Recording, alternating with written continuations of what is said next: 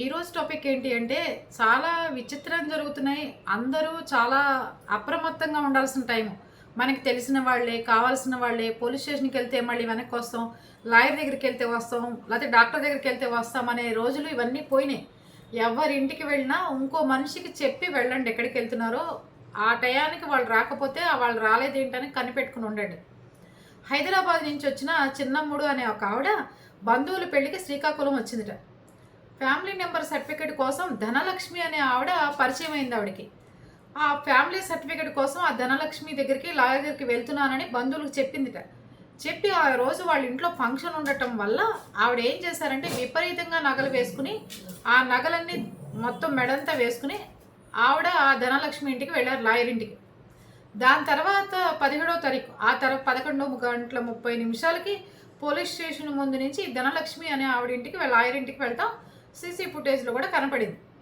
Notary చేయించుకోవడానికి వెళ్తే ఎవరైనా లాయర్ లేపేస్తారని మనం అనుకుంటామండి. ఈ ధనలక్ష్మికి వాళ్ళ ఫ్యామిలీకి అంతకు ముందే జంట హత్యలతో సంబంధాలు ఉన్నాయట. కానీ ఈవిడ కనిపించట్లేదు, మిస్సింగ్ అయిందని వాళ్ళ బంధువులు కంప్లైంట్ ఇచ్చారు. ఆవిడ ఒంటి మీద చాలా ఎక్కువ బంగారం వేసుకుని నోటరీ చేయించడానికి వెళ్ళింది. రోడ్డు మీద నడిచి వెళ్తుంటుంటే ఒక తాళిబొట్టు ఉంటేనే మెడలో లాగేస్తున్న సమాజంలో మనం ఉంటే పెళ్ళికి వచ్చిన ఆవిడ అంత బంగారాలు వేసుకుని అక్కడ లాయర్ దగ్గరికి వెళ్ళాల్సిన అవసరం ఏంటి? డాక్టర్ దగ్గరికి, లాయర్ దగ్గరికి, పోలీసుల దగ్గరికి, ఈ ముగ్గురు దగ్గరికి మన దగ్గర బంగారం లేనట్టు వెళ్తేనే కొంచెం కొంచెం వదిలేస్తారు. ఈ ముగ్గురు దగ్గరికి మీరు కనుక బంగారం, డబ్బు, ఆస్తి ఉందని చూపించుకోవడానికి వెళ్తే మొత్తం డబ్బులు లాగేస్తారు. అది కూడా కొంతమందేనండి, అందరి గురించి చెప్పట్లా. అయితే ఈ చిన్నప్పుడు కూడా ఆవిడ ఆ ధనలక్ష్మి ఇంటికి వెళ్ళారు. వెళ్ళిన తర్వాత ఈ ధనలక్ష్మికి ఆ జంట హత్యలతో సంబంధాలు ఉన్నాయి కదా, బంగారం చూస్తే వెర్రి అనుకుంటా ఆవిడకి. ఆవిడ కొనుక్కోలేకపోతే ఎవరినైనా చంపైనా తీసుకుంటుంది అనుకుంటా. అయితే చిన్నమ్ముడు దగ్గరున్న బంగారం చూసి ఆవిడ పెద్ద కొడుకు కూడా, ఈ ధనలక్ష్మి పెద్ద కొడుకు కూడా ఆల్రెడీ అడ్వకేట్. అతన్ని పిలిపించి ఆవిడ తమ్ముడికి ఫోన్ చేసి ఈ ముగ్గురు కలిసి ఆవిడని బాత్రూంలోకి తీసుకెళ్ళి సుత్తితో తలకాయ పగలకొట్టి చంపేసి ఆవిడ దగ్గర ఉన్న బంగారం అంతా లాక్కున్నారు.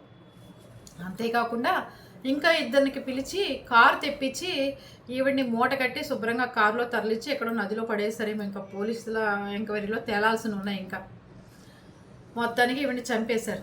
చంపేసి మూట కట్టారు. కెమికల్స్ పెట్టి ఈ ధనలక్ష్మి ఇంటికి వెళ్ళిందని ఎలా రుజువు చేసుకోవాలి అని అంటే అప్పుడు పోలీసులు సీసీ కెమెరాలు ఇవన్నీ చూసిన తర్వాత ఈ లాయర్ ఇంటికి వెళ్ళిందని చూశారు. ఈ డాగ్స్ని ఇవన్నీ తీసుకొచ్చి ఎంక్వైరీ చేద్దామంటే ఆవిడని పెట్టిన రూమ్ కానీ, పగలగొట్టిన తలకాయ పగలగొట్టిన బాత్రూమ్ కానీ, కార్లు కానీ కెమికల్స్తో కడిగట్ట. వాసన అనేది కుక్క పసిగట్టకుండా ఉండటానికి. అది నోటరీ చేయించుకుందామని లాయరు తెలిసిన ఆవిడ అని చెప్పి వెళ్ళిన బంగారాలు అనేది పెరిగిపోయినాయి. దయచేసి ఎవరు వేసుకుని ఎవరి దగ్గరికి వెళ్ళకండి.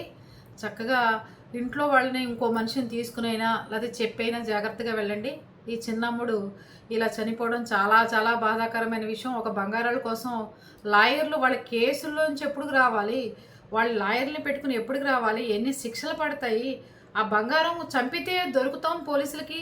పోలీసులు డబ్బులు హ్యాండ్ ఓవర్ చేసుకున్నారు. 35 లక్షల రూపాయలు విలువ చేసేది తీసుకున్నారు. 24-25 సవర్ల బంగారం వాళ్ళ దగ్గర నుంచి తీసుకున్నారు. పట్టుబడ్డారు కదా. అయినా సరే ఒక మనిషిని చంపితే పట్టుబడతామని తెలుసు కూడా ఎందుకు వీళ్ళు హత్యలు చేస్తున్నారు అనేది ఇంతవరకు అంతుపట్టట్లేదు. అది పరిస్థితి. లాయర్ల దగ్గరికి నోటరీ చేయించుకోవడానికి వెళ్ళిన చిన్నమ్ముడు పరిస్థితి ఇది. మీరందరూ జాగ్రత్తగా ఉండి ఎలా ఉండాలి మనము బయట సొసైటీలో ఈ రోజుల్లో అంటే లేనివాడిగా ఉంటేనే రోజులు వెళ్ళేటట్టుగా ఉన్నాయి.